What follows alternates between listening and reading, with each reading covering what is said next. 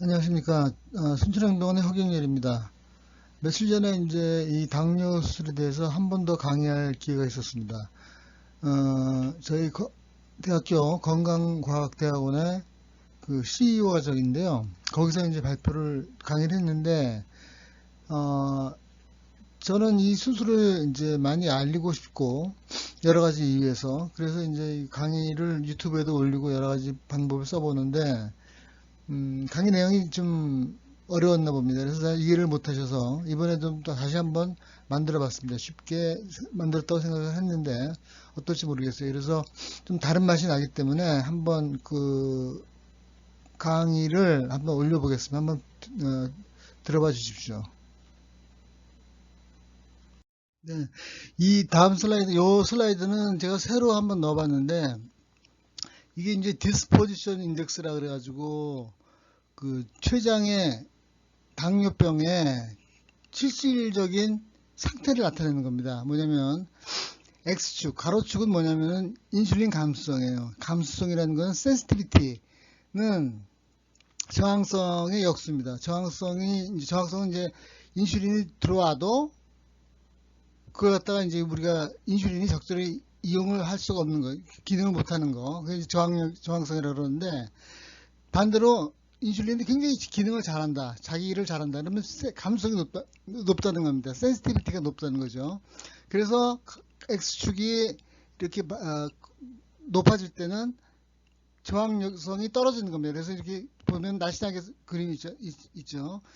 날씬한 사람이 저항성이 적다. 근데 뚱뚱한 사람은 저항성이 많다. 그래서 이렇게 표시를 해놨습니다. 그래서 이거는 X축은 저항성을 나타내는 거고, Y축은 뭐냐면 췌장의 인슐린 분비 기능을 말하는 겁니다. 췌장의 인슐린 분비 기능, 여기 이제 췌장이 이렇게 쪼그라져 있는 게 하나 있고, 아래 위쪽에 이제 큰 거 있는데, 이리 올라가면은 췌장에서 인슐린이 많이 나온다는 거예요. 그러니까, 이 디스포지션 인덱스라는 거는 인슐린 감수성에 대한 췌장의 분비 기능을 얘기한다. 이렇게 정의가 되어 있습니다. 그러니까 X축과 Y축을 따로따로 읽어주면 되는 겁니다. 인슐린 감수성에 대한 췌장의 분비 기능을 보여주는 것이 디스포지션 인덱스다. 그러면은 정상의 경우에는 이런 커브가 그려요. 이렇게 커브가 그리는데 어떻게 되냐면 서양 사람들은 이 위쪽에 있고 동양 사람들은 아래쪽에 있단 말이에요. 무슨 말이냐? 서양 사람들은 뚱뚱한 사람들이 많죠. 그러니까 저항성이 크기 때문에 센시티비티가 떨어집니다. 이게 이쪽에 가로축이 중심에 가까이 와 있겠죠. 그 다음에 근데 그러나 췌장 기능이 좋기 때문에 췌장 기능이 이렇게 올라가 있습니다. 그래서 이 사람들이 당뇨가 오지 않는 정상인 경우에는 뚱뚱하더라도 췌장 기능이 좋기 때문에 당뇨가 안 오는 거고, 이게 이쪽에 이 선의 그래프의 바깥쪽에 있으면은 당뇨가 아닌 거죠. 정상인이죠. 그 다음에 동양인은 말랐어요. 말랐기 때문에 저항성이 떨어집니다. 그러니까 센시티비티가 높죠. 그렇죠.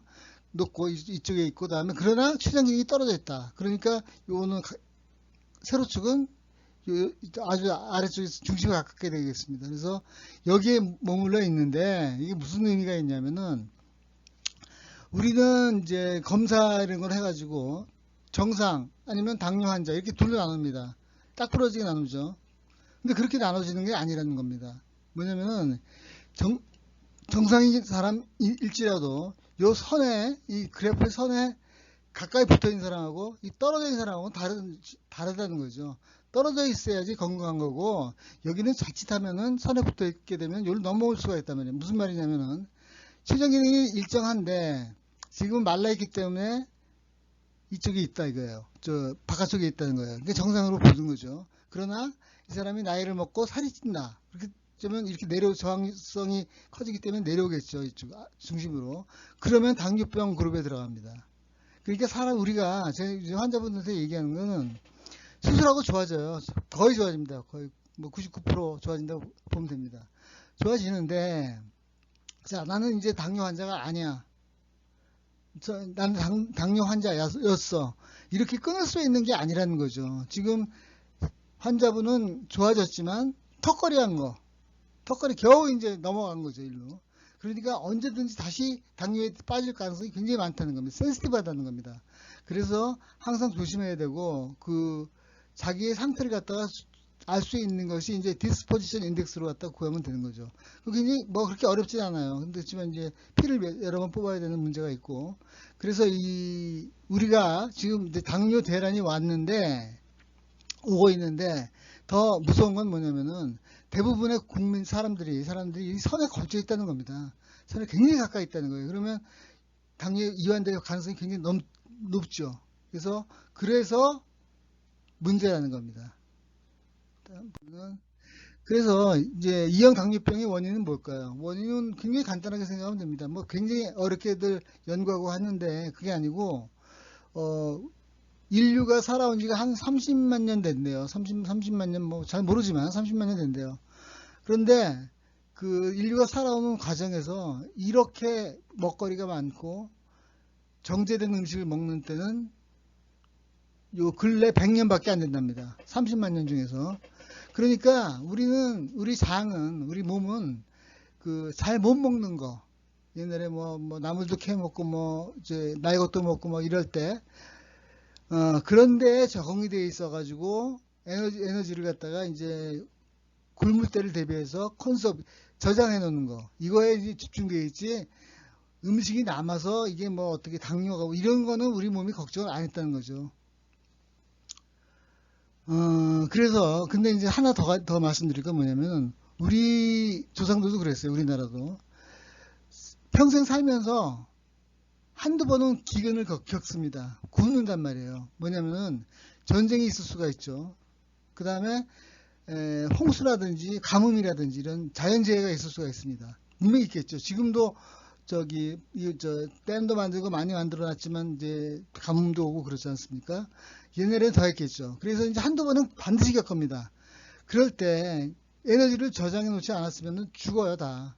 그래서 그때는 인슐린이 중요한 게 아니라 글루카곤이라는 반대되는 호르몬, 그러니까 몸에 있는 걸 갖다가 빼내서 우리가 생명을 유지하는 데 중요한 장기로 보내는 겁니다. 에너지를. 그러니까 심장이나 머리로 보내는 거죠. 그래서 보면은 이제 2차 세계대전 말에 독일의 이제 유태인들 홀로코스터, 그 사람들 삐쩍 말라 있잖아요. 그 다음에 지금 아프리카에 못 먹는 애기들 이제 사진 나올 때 보면은 굉장히 말라 있습니다. 피골이 아주 그냥 뼈에 살이 붙어 있죠. 이제 그런데 그렇게도 살아있단 말이에요. 그건 뭐냐면 글루카곤의 노롤입니다. 그러니까 우리가 살아있는 거는 우리 조상들 못 먹고 굶주릴 때 글루카곤이 살려준 거예요. 그러나 지금은 환경이 바뀌었기 때문에 글루카곤이 당뇨를 일으키는 원인이 된 겁니다. 그래서 우리는 그걸 잘 생각해야 돼요. 그래서 이 치료는 어떻게 되는 거냐면은 이 환경을 바꿔주면 되는 거죠. 아니면 나를 바꾸면 되는 겁니다. 그런데 잘못된 그 고정관념이 있어요. 뭐냐면은 이게 이제 환경병이잖아요. 살아오면서 그냥 저절로 생기는 겁니다. 자연 환경 속에. 근데 환경 속에 안 살 수가 없죠. 사회생활을 해야 되니까. 그래서 이거는 그 환경병이기 때문에 치료법이 없다. 그래서 한번 걸리면은 우리가 늙어가는 것처럼, 노화되는 것처럼 그냥 흘러간다는 거죠. 진행돼 가는데, 그래서 제일 좋은 치료는 뭐냐면은 합병증이 오긴 오는데 그거 좀 늦게 오게 하는 거가 치료의 목표다. 이렇게 알고 있는데 그건 아니에요. 그건 아닙니다. 이거는 바꿀 수가 있어요. 우리가 늙어가는 거는 노화 현상은 막을 수가 없지만 이건 바꿀 수가 있습니다. 그래서 이게 굉장히 중요한 게 뭐냐면은 지금 연구도 굉장히 많이 하죠. 투자도 많이 합니다. 제약회사에서 엄청난 돈을 투자해서 약을 만들고 있어요. 근데 그 뿌리는, 그 백그라운드는 고정관념이 뭐가 있냐면은 안 낫는 걸로 돼 있어요. 그래서 원인 치료를 하려고 하지 않아요. 효과적으로 혈당을 낮추는 거를 목표로 한다는 겁니다. 그러나 이제 수술이 이제 제가 만약에 이걸 해가지고 그 파퓰러하게 되면은 그 다음에는 약으로 수술과 같은 효과를 내기 위해서 노력을 하겠죠. 그게 이제 패러다임의 변화입니다. 그래서 이제 고정관념을 깨야 된다. 참 어려운 얘기입니다. 자, 그래서 다음 현재 시행되는 당뇨병 치료 방법을 보면은 병원에서 하는 건 뭐냐면 경구혈당 강화제, 인슐린 가지고 낮추기만 합니다. 원인은 뭐예요? 원인은 이따 설명을 드리겠지만은 장에 있는 어떤 문제점이 있는 거예요. 그러니까 증상만 치료하는 거죠. 그러니까 우리가 만약에 열이 나고 어디가 머리가 아프고 그래서 이제 병원에 왔단 말입니다. 그럼 이제 원인이 있을 거 아니에요. 감기가 있다든가 아니면 뭐 목 폐렴이 있다든가 우리 그런 걸 치료하게 되죠. 그 원인적 치료를 하는데 이 당뇨병은 왜 원인적 치료를 안 하고 혈당이 높아진 거는 이제 결과인데 어떤 병이 있어서 어떤 뭐가 잘못돼서 나타난 결과인데 왜 그것만 고치려고 하느냐. 만약에 몸에서 어디서 피가 나서 배에 복강 내에 피가 고였다 이겁니다. 복강 내에 출혈이 있다. 그럼 피만 주는 거나 마찬가지라는 거죠. 피를 잡아야죠. 그래서 이제 어떤 이제 미국에도 어떤 홈페이지에는 그 의사들의 그 행태를 갖다가 비난하는 글들이 있습니다. 이게 뭐 제약회사랑 뭐 그런 식으로. 그래서 문제가 있다는 겁니다. 지금 치료법은. 그래서 이제 그렇고, 그 다음에 전통의학, 저는 뭐냐면은 효과는 좀 있어요. 있다고 하는데, 그게 증명이 안 됐고, 그 다음에 단기 효과입니다. 그거 끊으면은 한약의 특징이 뭐냐면은, 한약을 안 먹으면은 효과가 더 나빠져요. 그런 특징이 있습니다. 보통. 다 그런 건 아닙니다. 그래서 이것도 아니고, 그 다음에 이제 가장 근본적인 치료라는 거는 식이요법, 운동요법이죠. 근본 치료가 이거 하나입니다, 지금. 그래서 지금 TV에 보면은 나는 자연인이다. 그래가지고, 내 몸을 갖다가 환경에 맞추지 못하니까 환경을 나한테 맞춰버린 거죠. 옛날로 돌아가는 겁니다. 그 다음에 먹는 거는 뭐야. 옛날에 먹던 거 그런 거죠. 나물도 먹고 뭐 이런 거, 나의 것도 먹고, 정제되지 않는 음식. 그러면 좋아지잖아요. 그게 근본 치료가 되는 겁니다. 그런데 수술은 몸을 바꾸는 거죠. 근본 치료가 됩니다. 그 다음에 건강보조식품 이거 되게 문제예요. 되게 문제입니다. 왜냐면은 우리 머릿속에 건강보조식품 이거는 몸에 좋다고 이제 각인되어 있는 거, 새겨져 있는 거 그런 몇 가지가 있어요. 근데 가격이 비싸고 뭐 이렇습니다. 근데 이것들이 전부 다 당을 올려요. 올리는 경우가 많아요. 왜냐면은 이 보약이라든지 몸에 좋다는 거가 각인되어 있는 것들은 굶을 때 얘기예요. 우리 못 먹을 때. 그때는 글루카곤이 더 중요하다고 그랬잖아요. 그런 겁니다. 그래서 되려 이런 것들이 더 나쁘게 만드는 수가 있어요. 근데 이제 환자들이 이걸 찾는 건 뭐냐면은 양의에서도 뚜렷한 치료법을 제시를 못한다는 겁니다. 그러니까 지푸라기라도 잡을 심정으로 건강보조식품을 먹는 거예요. 그 먹다 보면은 더 악화되고 이게 악순환이 계속이 되는 건데 어쨌든 의사들이 자꾸 비난할 것만 아니고 건강보조식품 때문에 그렇다 뭐 지금 비난할 것만 아니고 우리가 제시를 해야죠. 좋은 치료법을. 수술이 하나가 될 수가 있습니다. 그 치료법에. 네, 그러면 당뇨 수술에 대한 설명에 앞서서 이 장과 이형 당뇨병에 관계가 있다는 증거를 좀 몇 개를 좀 제시하고 넘어가려고 합니다. 이게 미국에서 이제 처음에 얘기가 나왔는데, 이제 처음 나온 거는 이제 1995년 정도예요. 그때 이제 월터 포리에스라는 의사가 그 고도비만 수술을 해봤더니, 그 위에 있는 거는 섭취제한 수술인데, 먹지 못하게 하는 거죠. 먹는 양을 줄여가지고 이제 체중이 빠지게 하는 거. 그 다음에 밑에는 뭐냐면은 우회술입니다. 위를 조그맣게 이제 성형을 하고 소장을 위로 올려 갖다 붙인 거죠. 이게 파란 데가 이제 그 우회된 곳이죠. 그러니까 그 음식이 지나지 않는 길 우회가 했더니 섭취대한 수술의 경우에는 살이 빠져야지. 그러니까 먹지 못해서 먹는 양이 줄어서 살이 빠진 다음에 당뇨가 좋아지는데 우회수를 같이 한 경우에는 살이 빠지기 전에 당뇨가 좋아지더라. 그래서 뭔가 장을 갖다가 우회할 경우에 좋아지는 기전이 있다는 걸 얘기를 했어요. 근데 논문의 제목이 뭐냐면은 Who would have thought it? 누가 생각이나 했겠느냐? 수술적 치료가 당뇨병의 가장 좋은 치료일 줄이야. 이런 재밌는 논문을 발표를 했습니다. 그게 이제 1995년이고요. 그 다음에 10년 이상 지나가지고 루비노라는 사람이 닥터 루비노가 2006년도, 2005년도, 2006년도에 상부 위장관 가설이라는 것을 발표합니다. 상부 위장관 가설이라는 건 뭐냐면은 영양분이 상부 소장에 그 감지가 되면, 접촉을 하면, 있기만 하면은, 있으면은 그것이 당뇨의 유발원인이 된다. 그래서 상부소장에 음식이 영양분이 접촉하지 못하게 우회를 하니까 당뇨가 좋아졌다. 그래서 치료의 한 방법으로 상부소장, 그러니까 12지장 공장이에요. 12지장이 이제 여기 이제 보면은 여기에 12지장하고 이제 공장이 있었는데 요걸 갖다가 우회를 하게 되면은 당이 좋아진다는 걸 했어요. 얘기를 했습니다. 그래가지고 이제 그때 당시에 굉장히 뭐 흥분들 많이 했답니다. 그래서 한 2, 3년 이내에 당뇨가 잡힐 것이다 라고 생각을 하고 당뇨 수술을 하는 그 병원들이 우후죽순같이 생겼대요. 그런데 이제 10년이 지나도록 그 자리에서 맴돌고 있는 겁니다. 그 이유를 이따 말씀드리겠어요. 12지장 공장 우회수는 뭐냐면은 여기 보면은 이제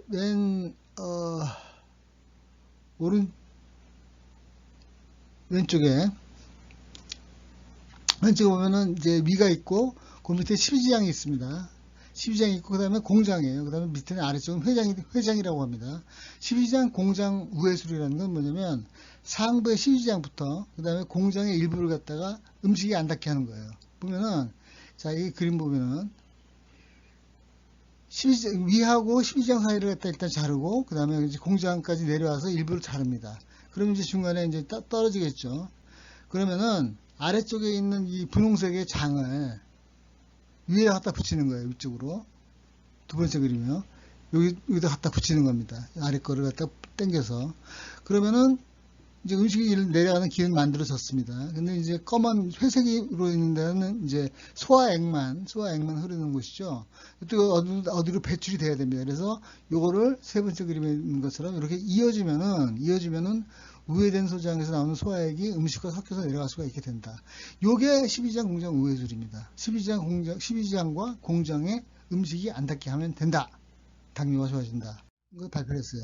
근데 사실은 제가 이제 전공의 할 때도 우리는 알고 있었는데 그때는 당시는 당뇨가 그렇게 문제가 안 됐고 그 다음에 위암 수술에서 알 수가 있었거든요. 근데 설명을 드릴게요. 근데 위암 수술도 치료를 못 지켰기 때문에 당뇨를 걱정할 시기가 없었죠.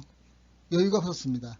보면은 요 왼쪽 그림 보면은 위암이 이제 가운데 있습니다. 그러면 이제 빗금친 부분을 갖다가 잘라내요. 여기 하얀들을 잘라내고 그 다음에 연결을 해야죠. 음식이 내려갈 수 있게. 위에 그림은 직접 연결하는 겁니다. 보면은 빌로스 원이라고 하는 건데 암 부위를 제거한 다음에 당겨가지고 양쪽을 붙여주는 거예요. 이거는 이런 수술이 하나 있고 그 밑에 거는 뭐냐면은 우회술입니다. 우회술인데 그 띄어낸 부분은 똑같은데 위에 상부에 있는 위장과 남아있는 위장과 연결해 주는 거 소장을 갖다 끌어올려서 해줍니다.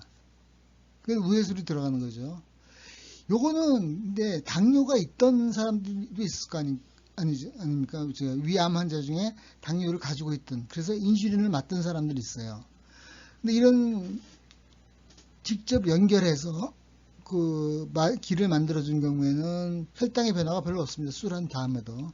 그런데 이렇게 우회를 하고 나니까 아래 그림같이 우회를 하고 나니까 혈당이 조절이 되는 겁니다. 그러니까 인슐린을 맞던 환자였어요. 수술 전에. 그래서 이제 수술 끝나고 나서 같은 동량의 인슐린을 줬더니 저혈당에 빠지는 겁니다. 그래서 이거 우회수를 하게 되면은 뭔가 당뇨가 좋아지는 일이 벌어지는구나. 이걸 알기 때문에 저희들한테 이제 가장 중요하게 내려오는 게 뭐냐면은 당뇨가 있는 환자에서 인슐린을 갖다가 다시 사용할 때 우회수를 한 경우에는 용량을 줄여야 된다. 인슐린의 양을. 그렇지 않으면 병동에서 저혈당으로 사고 난다. 이것이 하나의 내려오는 그런 그 족보였습니다. 족보라는 건 이제 그 중요한 건데. 우리도 이제 알고 있었죠. 그렇지만 그 당시에는 위암 자체가 이제 굉장히 진행성이 많았고 치료가 다 안 됐어요. 그렇기 때문에 외과 의사들은 이런 당뇨에 신경 쓰는 거는 사치죠. 위암부터 치료하고 나서 당뇨를 신경 쓰면 썼지. 그러다가 슬슬 이제 뭐 환자 저거 되고, 그리고 또 일찍 돌아가셨어요. 위암 수술이 제대로 안 됐기 때문에. 그렇기 때문에 당뇨에 대한 그 치료 경과도 모르고, 그래서 기억 속에서 사라지게 된 겁니다. 당뇨, 이제 위암이 없어지면서. 그래서 이제 그랬는데, 알고 있었죠. 그래서 장하고 소장하고 당뇨, 이형 당뇨병하고 관계가 있다는 건 확실합니다. 여기서 이제 뭐냐면은 어떤 관계가 있냐. 우리가, 열이 난다, 머리가 아프다, 진통제 같은 걸, 진통해열제 같은 걸 먹을 수도 있고, 주사로 맞을 수도 있죠. 근데 어느 게 더 효과가 좋습니까? 주사로 맞을 때가 더 좋죠. 그래서 이제 병원 가서 주사 내 맞아라, 이렇게 얘기를 하지 않습니까? 그런데, 그러면은, 같은 양의 포도당을 갖다가 정맥으로 줄 때하고, 그 다음에 하나, 포도당을 먹었을 때, 어느 쪽이 인슐린이 많이 나올까요? 당연히 정맥으로 줬을 때 많이 나오겠죠. 그런데 장하고 당뇨병이 연관이 있다 그랬습니다. 뭔가 있다는 거죠. 그래서 정상인에서는 어떻게 되냐면은 입으로 먹었을 때가 훨씬 인슐린이 많이 나옵니다. 정맥으로 줬을 때보다. 그러니까 이제 장에서 뭔가 인슐린이 나오게 도와주는 무엇인가가 있다는 거죠. 그게 인크레틴 효과입니다. 이게 이제 입으로 먹었을 때 인슐린 분비량이 훨씬 많은 거를 얘기하는 건데, 이 사이를 갖다가 인크레틴 효과라고 해요. 그 다음에 이제 보면은, 이 오른쪽 그림, 아래쪽 그림 보면은, 정상인과 당뇨 환자에서 인크레틴 효과의 차이를 볼 수가 있습니다. 정상에서는 맨 왼쪽, 아래에 있는 그림의 왼쪽에 있는 것처럼, 차이가 많이 나요. 인크레틴 효과가. 인크레틴이 장에서 많이 도와준다는 거죠. 근데 뇌당뇨장애나 이형 당뇨병이 되면 그 차이가 거의 없어집니다. 그러니까 뭐 어떻게 바꿔 말하면 어떻게 되겠어요? 자, 이형 당뇨병은 장에서 도와주는 어떤 인크레틴이라는 것이 효과가 적어질 때, 없어질 때 생기는 것이 아닌가 하는 추정을 하게 됩니다. 그죠? 근데 저 장에서 왜 도와주느냐? 췌장에. 우리가 이제 보통 혈당을 조절하는 거는 혈당이 그러니까 높으면은 췌장에서 이제 그 감지하고서 인슐린을 내주고, 그래서 이제 몸에다 이제 저장을 하기 때문에 혈당이 떨어지고 정상이 되고, 안 되면 또 글루카곤이 나와서 모자랄 경우에는 글루카곤이 나와서 몸에 있는 걸 이용을 하고 뭐 이렇게 되는데, 사실은 그게 이제 혈당을 감지해서 췌장에서 일을 하려면은 시간이 바빠요. 그 다음에 그 한번 만들어진 그 인슐린이나 이런 것들은 이제 소모가 돼야 되는데, 그래서 적당량을 만들어야 됩니다. 근데 일단 음식이 들어올 경우에 우리 몸에서 제일 빨리 영양분이 들어왔다는 걸 감지할 수 있는 것은 장이죠. 장의 육모, 이렇게 영양분을 흡수하는 털이 있지 않습니까? 거기서 센서가 있어요. 센서. 뉴트리언트, 영양분을 갖다가 감지하는 센서. 그래서 영양분이 들어왔다 그러면 인크레틴이라는 걸 분비해가지고 췌장에다 알립니다. 먼저. 자, 영양분이 얼마나 들어왔으니까 인슐린 만들어라. 뭐 이런 식으로 만든다는 거죠. 이런 것도 마찬가지잖아요. 그 재료가 들어왔을 때 한국에 오면은 이제 그거 갖다 이제 가공하기 위해서 이제 어떤 연락을 해주고 준비를 시킨다는 겁니다. 그래서 이 인크레틴 시스템은 인슐린 분비하는 데 있어서는 혈중 농도보다 더 강력한 역할을 해요. 그렇죠. 보면 오른쪽 밑에 보면은 이제 췌장은 두 가지로 되어 있죠. 내분비하고 외분비. 외분비는 뭐냐면은 췌장 소화액 같은 걸 얘기하는 겁니다. 그래서 이제 관을 통해서 장으로 나오는 게 외분비고, 내분비는 그냥 피 속으로 그냥 그 호르몬이 나가는 겁니다. 그래서 내분비라고 하죠. 그래서 이제 몸을 돌아다니면서 그게 이제 그 타겟 오르간, 영향을 주는 장기에 가서 일을 하게 되는 거죠. 그래서 소장에 있는 인크레틴, 그러니까 영양분이 있을 때 분비가 되는 호르몬이 있어요. 인크레틴. 이것이 굉장히 중요합니다. 근데 보면은 좀 문제가 있는 게 뭐냐면 장의 위치에 따라서 인크레틴이 다른 게 나와요.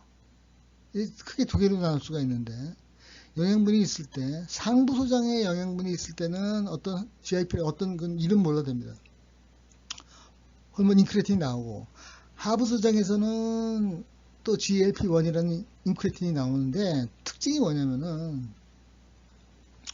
상부에서 나오는 거는 좀 복잡해요. 조절 능력이 있습니다. 그러니까 인슐린도 나오게 하는 경우도 있고, 이제 글루카곤이라고 반대되는 작용을 하는 것도 나오는 거 있고, 그 다음에 하부 소장에 있는 거는 뭐냐면 아래쪽에 있는 그 세포에서 나오는 인크레틴이라는 거는 무조건 인슐린을 나오게 합니다.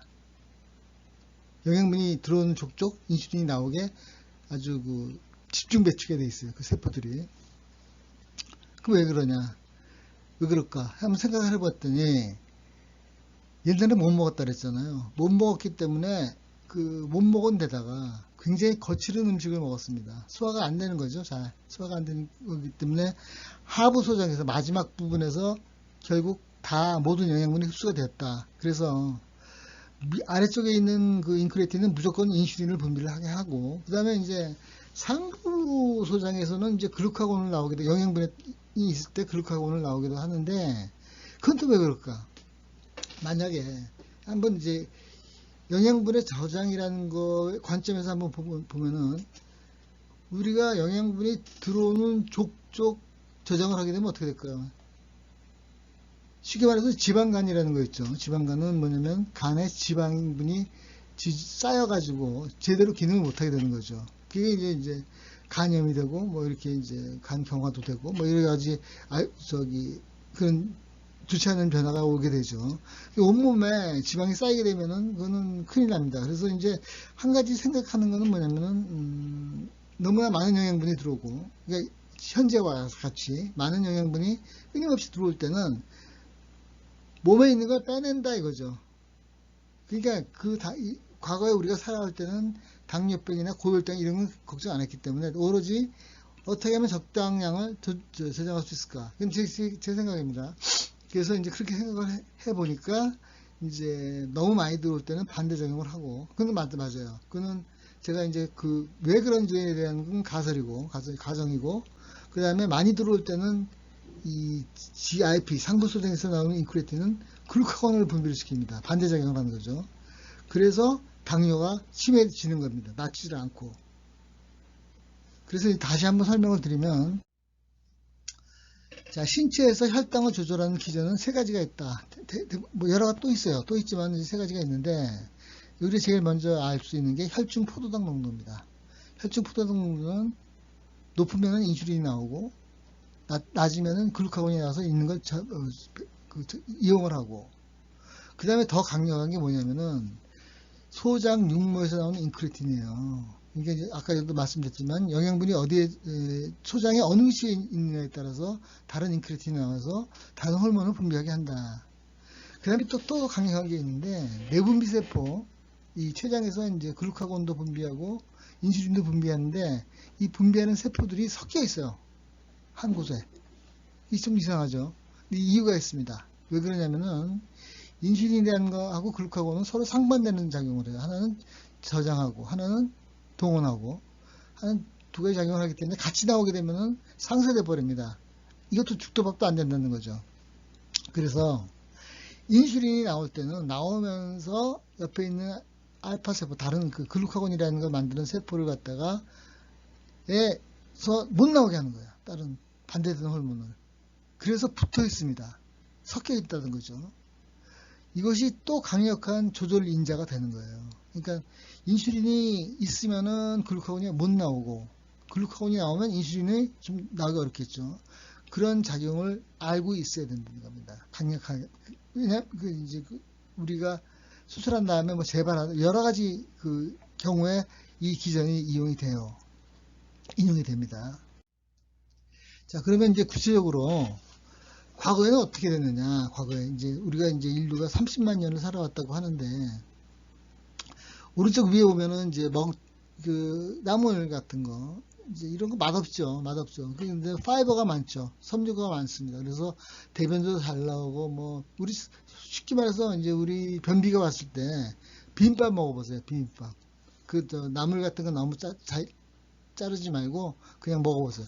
다음날 대변 잘 나옵니다. 왜냐면은 파이버가 진짜 굵은 파이버들이 굉장히 많거든요. 그 다음에 이제 소화도 흡수가 되는데 레지두얼. 그러니까 남는 것도 많고, 변으로 형성되는 것도 많고, 그 다음에 이제 파이버가 많기 때문에 굉장히 변이 잘 나옵니다. 이런 것들은 당뇨식이죠. 옛날에 먹던 것 자체가 당뇨식입니다. 현재의 당뇨식이죠. 그러니까 당연히 당뇨가 안 생길 수밖에요. 그래서 보면은 상부 소장에서는 영양분이 흡수가 안 됩니다. 왜냐하면 이 나물들은 이제 다 분해가 돼야 돼요. 이제 당분의 경우에는 탄수화물의 경우에는 포도당이 돼야 되고, 지방의 경우에는 지방산이 돼야 되고, 단백질의 경우에는 아미노산이 돼야지 흡수가 됩니다. 이게 이제 여기서는 상부 소장에서 흡수가 안 되죠. 그러다 이제 하부 소장에 내려와서 이제 흡수가 되는 영양분으로 바뀌기 때문에 이 인슐린 분비하는 센서 세포들이 다 여기 있다는 겁니다. 여기에 인슐린 분비자 세포 집중 배치되어 있다는 겁니다. 현재는 어떻게 되느냐? 조리를 하죠. 조리. 입의 입맛에 맛이 있어야지 먹습니다. 펠레터블 한다는 거죠. 그래서 많이 요리를 해요. 볶기도 하고, 또 믹서로 갈기도 하고, 불로 굽고, 또 채 썰기도 하고. 그러니까 어떻게 됩니까? 소화 과정을 갖다가 많이 해서 먹는 겁니다. 소화가 쉽게. 그래서 이런 것들은 상부 소장에서 영양분으로 변해버려요. 빨리 변해가지고 흡수가 된다는 거죠. 보면은 여기서 흡수가 된다는 거예요. 현재는. 근데 지금 우리가 30만 년 동안 살아오면서 아래쪽에 인슐린을 분비하는 세포들이 집중되어 있다 그랬잖아요. 거기는 영양분이 갈 게 없어요. 위에서 흡수가 됐기 때문에. 그렇기 때문에 여기 상부 소장은 아까 제가 어떤 인크레틴이 나온다 그랬습니까? 너무 많은 영양분이 들어오면은 반대적으로 글루카곤이라는 반대되는 호르몬이 나와서 신체에 있는 영양분을 갖다 동원하기 때문에 혈당이 높아질 수밖에요. 안에 있는 건 내보내고, 그 다음에 들어오는 건 그냥 놔두고, 아래쪽에서 인슐린이 나오는 인크레틴이 못 나오기 때문에. 그러니까 나빠질 수밖에 없는 거 아니겠습니까? 이제 그런 식으로 되는 것이 이제 이형당뇨, 현대 당뇨병 환자가 폭발적으로 증가하는 그런 원인이 되는 겁니다. 여기 그림 그렸죠. 그리고 또 한 가지 문제는 뭐냐면 인슐린이 나오지 않기 때문에, 인슐린이 안 나오기 때문에 글루카곤이 더 나오게 돼요. 아까 세 번째 얘기한 그 기전. 서로 나오면서 반대되는 호르몬을 못 나오게 한다. 인슐린이 나와줘야 글루카곤이 안 나오는데, 또 글루카곤, 인슐린이 안 나오니까 글루카곤 많이 나온단 말이죠. 그러니까 몸에 있는 건 몸에 있는 대로 영양을 빼내고, 흡수되는 건 흡수되는 대로 혈관에 있고, 그러니까 고혈당이 될 수밖에요. 이제 그렇게 되는 겁니다. 그럼 어떻게 돼요? 어떻게 할까, 이거를? 수술로 치료한다면은. 영양분을 먹는 건 할 수 없다 이거죠. 입맛 때문에 그렇게 먹는 거니까. 먹는 건 할 수 없기 때문에, 그 흡수가 되기 직전에 아주 소화가 잘 될 그런 음식들을 그냥 바로 내려보내는 겁니다. 밑으로. 바이패스 하는 거죠. 건너뛴다는 겁니다. 여기를 건너뛰어서 아래로 내려가게 한다. 그러면은 옛날하고 같은 효과가 나타나는 거 아니겠습니까? 이게 이제 이 인슐린을 분비시키는 세포들이 집중되어 있는 곳에 영양분을 보내면 영양분에 의해서, 감지된 영양분에 의해서 세포에서는 인슐린을 분비하는 인크레틴을 분비를 하게 되겠죠. 그러니까 과거로 만드는 겁니다. 우리 몸을 그러니까 나를 갖다가 그 신체에 맞게 바꿔주는 거죠. 그게 수술입니다. 바로 내려가게. 그죠. 자, 그래서 이제 우리나라에서는 이제 2009년도부터 이제 그 당뇨를 타겟팅 해가지고 수술이 시작됐어요. 이제 세 가지 병원에서 이제 시작이 됐는데, 이 병원 나오면 안 되는데, 세 가지 병원 2009년에 시작을 했는데 수술이 좀 달랐습니다. 전부 다. 어쨌든 달랐는데 문제들이 하나씩 생기기 시작했어요. 하나씩. 그걸 갖다가 문제가 이제 왜냐면 이제 우리는 이제 그 과학의 발전은, 의학의 발전은 시행착오를 겪으면서 일어납니다. 근데 그 시행착오를 최소화해야죠. 줄여야죠. 처음에 어떤 병원에서 한 루아이라는 거는 수술 자체가 어그레시브, 굉장히 위험성이 높았어요. 그래서 사고가 났습니다. 그러면 안 되죠. 수술에 사고가 없어야 된다는 하나의 원칙이 생겼고, 그 다음에 또 다른 병원 하나는 아주 좋았어요. 뭐 수술 후유증도 없고 처음에 혈당 달 떨어지고 했는데 다 재발했습니다. 거의 다. 그러니까 재발이 없어야 된다는 게 원칙이죠. 근데 저희 병원의 거는 그나마 괜찮았어요. 재발도 안 되고 사고도 안 났습니다. 그렇게 있었는데 괄약근, 유문 괄약근이라는 게 이제 바이패스 같이 제외되거든요. 기능이 없어요. 이렇게 되니까 어떻게 되냐면은 수술 후 삶의 질이 떨어집니다. 소화가 잘 안 되고, 그래서 수술 자체에 문제가 없어야 된다. 이런 것들이 원칙으로 제가 이제 잡게 된 겁니다. 이런 거 보고. 그래서 이제 만든 게 이제 태어난 게 이제 우리 세이프라는 수술인데, 세 개의 조건이 뭐냐? 수술 자체로 인한 문제가 없어야죠. 수술은 뭐 그거는 괜히 혹대에다가 붙이는 경우니까. 그 다음에 당뇨 치료 효과가 일단 있어야 됩니다. 그보다는 안전성이 더 중요하지만, 그 다음에는 시간이 경과해도 재발하지 않는 수술을 해야 된다는 거까지가 이제 원칙이 되는데, 이 원칙을 맞추기가 굉장히 어렵습니다. 세 가지를 동시에 맞춰야 되거든요. 그래서 이 첫 번째 이제 삶의 질에 관계되는 건 괄약근이에요. 괄약근인데 위에서 12장으로 넘어가는 그 부위에 유문 괄약근이 있습니다. 이게 어떤 거냐면은 이 괄약근 조여주는 근육이죠. 보면은 이렇게 넓어졌다가도 좁아져가지고 아주 꽉 막고 있기도 하고 다시 또 넓어지고 반복합니다. 경우에 따라서 이제 상태에 따라서 다른 거죠. 그래서 이제 어떤 경우에 어떻게 되냐면 이게 이제 음식을 위에서 살게 부수고 위에가 섞는 것인데 꽉 막으면서 이렇게 위에 위문부가 강력하게 이제 운동을 해가지고 부숩니다. 갈아버리는 거죠. 그런 식으로 하는 건데 이것이 기능을 못할 경우에는 소화가 안 될 수밖에 없습니다. 그러니까 소화가 될 때까지 이걸 갖다가 이제 위에서의 기능을 마칠 때까지 막고 안 보내는 거죠.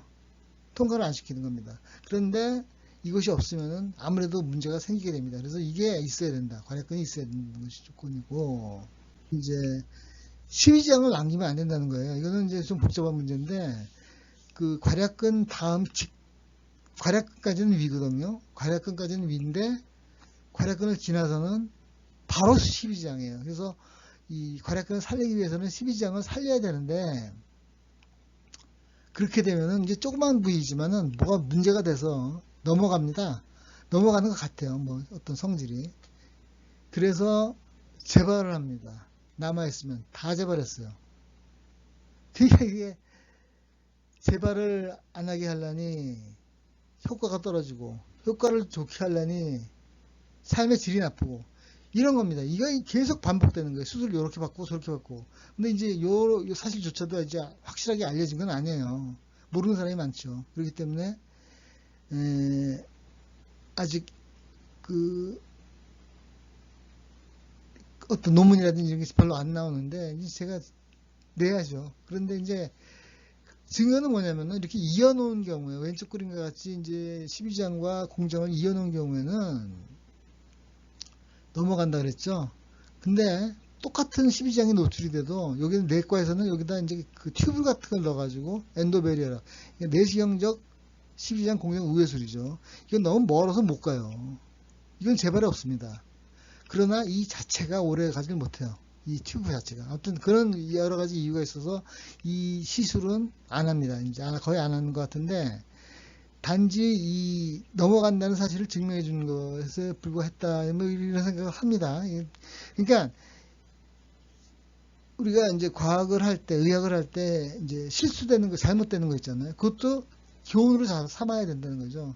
그래서 그걸 갖다 연구해서 왜 그렇게 되는지 알아내고 그걸 갖다 이제 그렇게 되지 않게 하고 하면서 이론이 하나 더 우리가 알게 되고 현상을 알게 되고 또 그걸 갖다가 좋은 쪽으로 써먹을 수 있는 겁니다. 그러니까 좋은 게 나오기 위해서는 할 수 없었다는 거죠. 그런 것들이 뭐 그렇게 생각하면 이제 좀 편할 수가 있겠습니다. 어쨌든 그래서 이제 보면은 제가 이걸 방법을 알고 있었어요. 그러니까 여기 보면은 왼쪽 보면 이제 괄약근 굉장히 근육이 두껍습니다.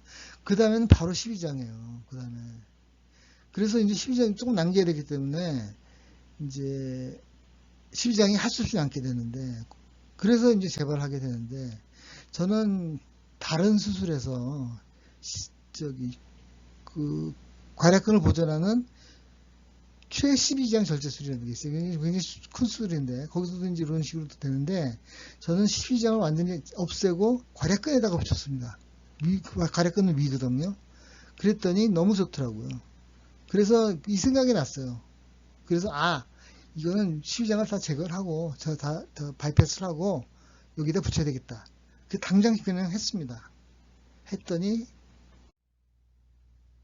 어떻게 했느냐? 자, 수법을 변형했죠. 그 다음에 삶의 목표 아까 말한 정리를 다시 한번 하면은 이제 축소위 우회수를 하다가 이것도 약간 바꿨지만 이렇게 축소위 우회수를 하다가 위를 갖다가 건드리지 않아요. 괄약근까지만 놔두고 거기서 절단을 하고 소장을 연결합니다. 그럼 어떻게 되냐면 이건 이제 괄약근이 기능을 하는 장면이고 12장은 없게 돼요. 그래서 이제 첫 번째는 수술의 삶의 질적 형성을 위해서 전체 위와 괄약근을 보존했다. 두 번째는 당뇨 치료를 극대화하기 위해서 그 바이패스되는 우회되는 길이를 일정하게 했습니다. 2m. 그건 또 이것도 이제 백그라운드가 있는데 요거는까지 모르셔도 되고, 그 다음에 이제, 그래서 그 길이가 정확하게 해야 되고, 그 다음에 12장 조직을 남기지 않고 완전히 우회를 했다 이거죠. 재발이 안 됐습니다. 그래서. 그러니까 어떻게 돼요? 수술하고 굉장히 수술했는지도 모르게 편합니다. 똑같아요. 거의 소화 잘 되는 거는. 근데 당만 싹 떨어지게 되는 거죠. 그래서 이 수술이, 제가 하는 수술이 의미가 있다는 겁니다. 중간에 보면은 뭐 2015년부터 했으니까 벌써 4년 돼가네요. 그러면 이제 80 많이 안 했습니다. 왜냐면 만약에 어떤 문제가 생길 경우에 이걸 많이 해놓으면 안 되죠. 하나씩 이제 문제가 생길 때마다 고쳐야 되기 때문에 이제 그런 환자들은 다 말씀을 드리고 다 받고 이야기했다는 걸 다 얘기하고 그다음에 이제 그거는 처음에 하는 수술이고 혜택을 받는 대신 그런 위험성 감수를 해야 된다는 게 다 어그리를 하고 하신 겁니다. 근데 이제 문제가 없었죠. 그래서 추적이 되는 사람이 굉장히 많았는데 다 좋습니다. 그리고 너무너무 어떤 경우는 이런 분도 있어요. 선생님 수술했어요? 했는지 모르겠다고 이제 그 정도로 이제 그 수술에 후유증이 없죠. 그러나 이 기분을 언제 느껴봤을까? 한 2, 30년 되는 것 같아요. 단 거를 막 먹어도 당이 오르는 느낌이 안 옵니다. 이런 얘기를 합니다. 그런 거 들을 땐 정말 굉장히 뿌듯하죠, 제가. 그래서 이거는 이제 내과 선생님인데 서울대학교 내분비 내과에서 굉장히 우리나라에서 그 인크레틴 장에서 나오는 그 영양분의 반응에서 나오는 그게 1인자입니다. 그 선생님 논문 썼는데 제목이 뭐냐면 영어로 한번 읽어볼게요. Gut feeling to cure diabetes. 당뇨병을 치료할 것 같은 느낌이 온다.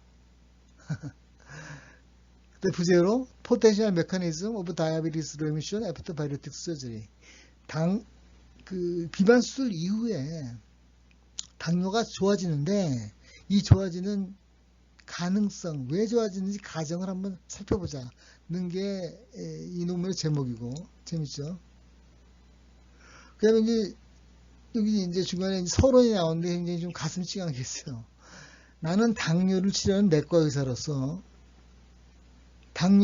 이형 당뇨병의 그 병태 생리학을 연구를 했고, 그 다음에 많은 시행착오를 했고, 가슴을 매는 하트 에이킹 디스포인트먼트, 가슴을 아프게 하는 실망도 했고, 결국 그래서 치료의 방향을 치료에서 돌보는 것으로 바꿨다 이거죠. 케어, not cure. 고치는 것이 아니고 케어, 돌보는 것으로 바꿨다. 그런데 웬걸 어떤 이상한 사람들이 나와서 당뇨를 고치려고 하네. 한번 그 기전을 알아봅시다. 이게 서론입니다. 네. 그래서 이제 됐고요. 이제 결론 아직 낼 상황이 아니고. 그 다음에 이제 그래서 상부소장에서 나오는 게 문제라고 했지 않습니까? 그러면 다른 방법은 없을까? 다른 방법은 없을까? 약하지만 방법이 있을 것 같아요. 그래서 이제 보면 요새 이제 그 간헐적 단식이라는 거 아시죠? 새끼를 다 먹는 게 아닙니다. 하루에 16시간 정도 금식, 아무것도 안 먹는 기간이 있으면 된다는 거죠. 왜 그럴까? 그거에 혜택을 본 사람이 저도 포함이 됩니다. 제가 이제 약간 이제 살이 있는 그런 체질인데, 이 검사를 해보면은 당 혈당도 없고, 그다음에 저지혈증이에요. 저지혈증. 고지혈증이 없습니다. 없고 당 굉장히 좋아요. 검사들이. 근데 제가 뭘 해서 그렇게 좋습니까? 아니, 저는 점심을 안 먹습니다. 왜냐면은 외과 의사들이 이제 점심 먹을 정도로 여유가 있지 않았어요. 제가 저 수련 받을 때. 그래서 한번 살짝 점심 먹으러 갔다가 혼났습니다. 그래서 그때 이제 굉장히 이제 화가 나가지고 안 먹어 해가지고 이제 안 먹는데, 안 먹어도 저는 괜찮더라고. 그렇게 뭐 힘들지가 않아요. 그런 체질이 있는 것 같습니다. 어쨌든 그래서 단식을 한 거죠. 간헐적 단식을 자동적으로 한 겁니다. 아주 스트릭트하게, 그러니까 이제 아주 규칙적으로 한 겁니다. 그러다 보니까 좋아진 것 같은 생각도 드는데, 만약에 이 간헐적 단식이 좋다는 것이 확실하다면 왜 그럴까 하는 생각을 해봤어요. 그런데 뭐 그렇게 어렵게 생각할 건 없고, 상부소장에 이것도 이제 자극을 덜 주잖아요. 음식이 안 들어가는 기간이 많으니까. 그거가 이제 하나의 원인이고, 또 다른 원인이 있을 수 있겠지만, 일단 간헐적 단식이 한 가지 방법이 되고, 먹는 약 중에 한 가지 있어요. 알파 글루코시다제 억제제라는 거 있어요. 아카보스라는 거 있어요. 아카보스, 보스 이런 거 있는데, 이거는 뭐냐면 상부소장에서 흡수가 안 되게 하는 거예요. 당분이. 그래서 이것도 비슷한 효과를 냅니다. 그 다음에 탄수화물이 적은 걸 먹는 건 의미가 됩니다. 근데 저칼로리 식단은 안 해요. 저칼로리 식단은 이제 우리가 칼로리를 계산해 가지고 삼시세끼를 먹으면서 칼로리를 조정해 주겠다는 건데, 이건 어떻게 됩니까? 계속 자극이 되죠. 상부소장이. 그래서 그런지는 몰라도 실패합니다. 100% 실패합니다. 그래서 이제 미국에서 이제 연구를 했는데, 나누는 거죠. 두 개의 그룹으로 나누는데, 하나는 저탄수화물 식단을 주고, 한 경우는 삼시세끼를 먹으면서 저칼로리를 계산해 주는. 중간에 관뒀어요. 못했어요. 왜냐면 저칼로리로 계산해서 주는 쪽에서 막 합병증이 생겨가지고. 그러니까 뭐 당연한 증명이 됐죠. 그렇습니다. 그래서 이제 제 생각에는 뭐냐면은 이 수술이 여러 가지가 이유가 있다 그랬죠. 이 수술을 제가 홍보를 하고, 이 수술이 이제 많이 돼야 되는 이유 중에 하나는 뭐냐면은, 여러 가지 이유 중에는 제가 유명해지는 것도 있을 거예요. 그건 당연히 있겠죠, 사람인데. 근데 그것도 중요하지만은 뭐가 있냐면, 이 수술이 돼서 환자가 불편하지 않고 당이 떨어진다. 그러면 좋아지는 거죠. 거기서 뭔가 찾아낼 겁니다. 내과 선생님들이, 아니면 연구하시는 선생님들이. 그러면 수술 안 하고도 되는 거죠. 그렇지만 수술 없이는 또 넘어갈 수 없는 단계예요. 왜냐하면 사실 과학이라는 것이, 우리가 서양의 과학은 뭐든지 연구를 해서 되는 것 같고, 동양 과학은 무대뽀로 좋은 거 써보는 것 같이 느낄 수가 있지만, 사실은 다 처음에 시작은 써보는 거예요. 그래서 윤리위원회도 있고, 통과한 실험만이 이제 우리가 이제 의미를 두고 한다는 것은 서양에서 나오는 얘기인데, 굉장히 좋은 얘기입니다. 그렇지만 서양의 의학은 아이디어는 자기가 내는 거예요. 만들어내는 거고, 그 다음에 그걸 갖다 증명하는 게 이제 체계적으로 들어간다는 거지. 우리는 증명하는 체계적인 방법이 없었거든요. 그러니까 그게 이제 문제가 되는 거고, 어떻게 됐는지 모르니까 하나도 모르는 거지. 그러니까 아까 제가 말씀드렸듯이 실패도 잘 분석해서 참고를 해서 다시는 이런 실수가 없게 하는 그런 기전을 아는 것 자체가 중요한 거다, 이런 겁니다. 아무튼 그래서 여기까지 이제 마치고, 어떻게 들으셨습니까? 예, 감사합니다. 네.